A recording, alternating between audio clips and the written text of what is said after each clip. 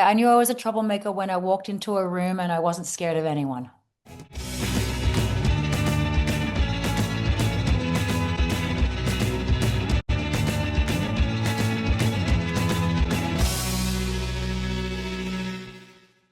Who inspires me now in the workplace and in life more generally is actually, interestingly, a pair to Kristina, but it's been more the women that we've met out and about on this book tour who have demonstrated the resilience that we sort of celebrate from the women in the book. And then my favorites are women who have been fired, canned, let go, laid off, blah, blah, blah, retrenched, reduced, all of that, who've had some sort of entrepreneurial idea sort of knocking around in their head.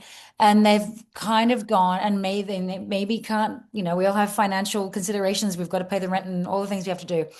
But who said to themselves, you know what? I'm going to give myself a chance for a minute. I've got this idea. I'm gonna try. I'm gonna try and create it. I'm gonna try to, and as because when if not now, when? If I haven't, I've been put in its place in a situation which may actually be a blessing, even though you don't necessarily want to hear it. So it's the entrepreneurs that are coming out of this scenario that I find hugely inspiring because we all have dreams that we sort of put aside or in a drawer, in a mental drawer, and to be able to pursue that, I think is so thrilling. And there was one woman who wrote to me, who was a big inspector general of the in the government and ran a whole housing department. And she was laid off in Doge, like by Doge, by those, a one-line email sent by a 19-year-old in January, and was devastated because she'd been doing this job for a really long time, was wed to the job and attached value to the job, which is a lot of things that we say must be careful about. But she, was really knocked on her rear for a while, and then ended up starting a consulting company. So she's taken all of that knowledge that she's gained through working with government and seeing how government can work well and work poorly as it is now, and use it to start a company that she owns and to enlist women like her to build a network and a community that she controls, and she also signed the email Cool Girl. I don't think there's anything cooler than entrepreneurship after a layoff. And apparently there was a study, I think there's a significant percentage than you would think of women who start businesses in their 50s, who have a potential, because we've all worked for like 30 years, right? So you do have that experience. So you do have something to stand on. Again, finance being whatever it is.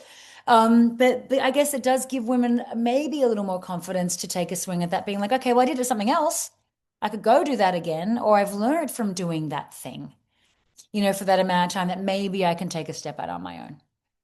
Yeah, what she said. The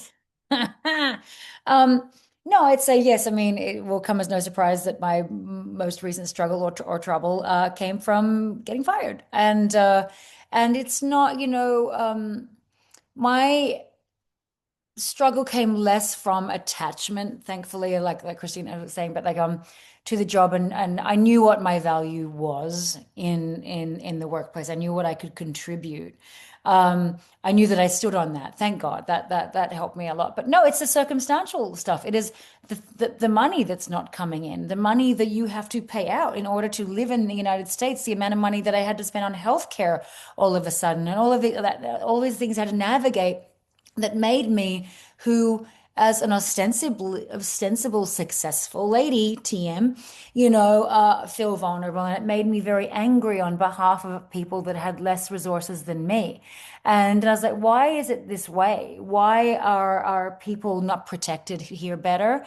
Why are people left to kind of there's people that have to take jobs because of healthcare in this country. That's an overwhelming priority for people. I think that's an absolute that's unforgivable. So that's sort of financial rebuilding, and then that kind of, because I knew I was going to work for myself, but then you start off very rickety, in those times where you're sending invoices and cobbling your finances together and totaling up your income, because I didn't have every 2 weeks a deposit. I didn't have my health insurance taken care of. I didn't have all this stuff an office gives me. I had to start all of that again.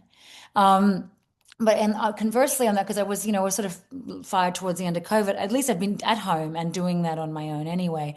And I think actually after there's all these things that maybe if you're working in an office or that you take for granted that other people do. There's a tech support person or there's a this or that or this or that.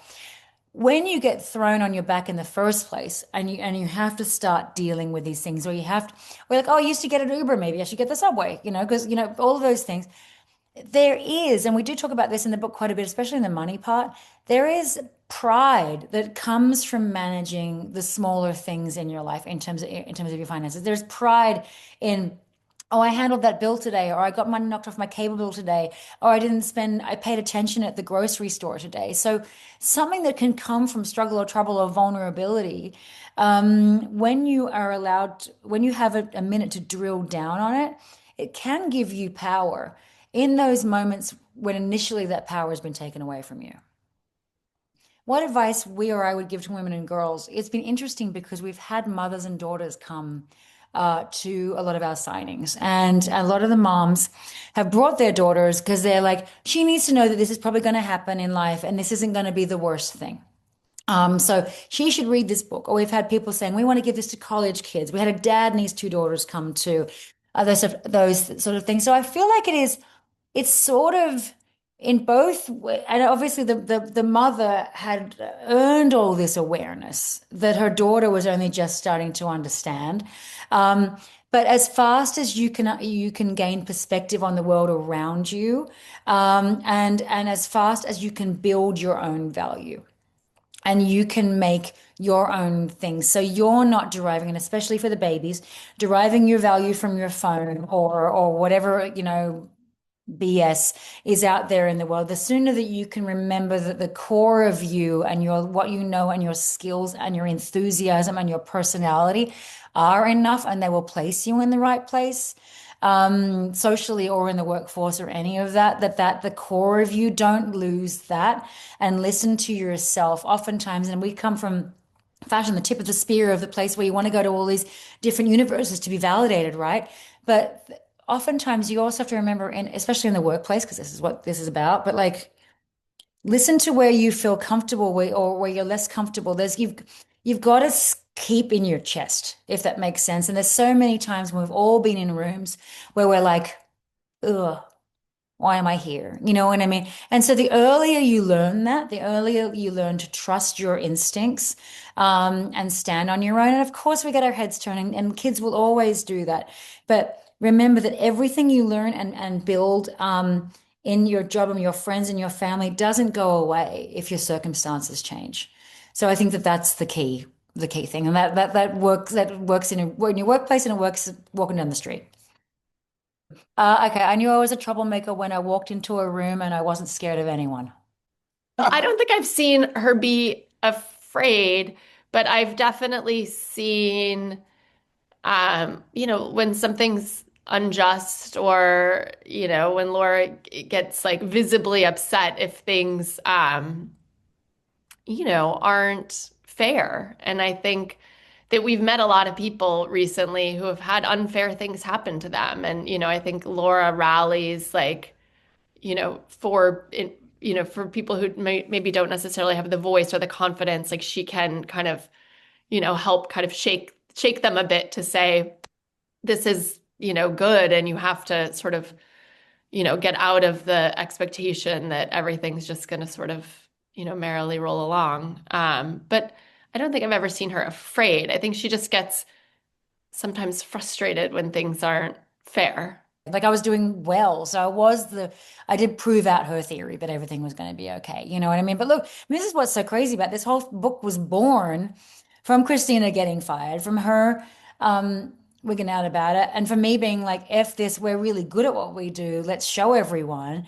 But and then but it was born from her being 2 weeks fresh fired and all the things that she needed. You know what I mean? All those things in the book is what she was struggling with at the time, which I'd reconciled in some way because I was 14 months ahead of her, so I'd gone through a bit of that stuff and I'd been able to give her some information.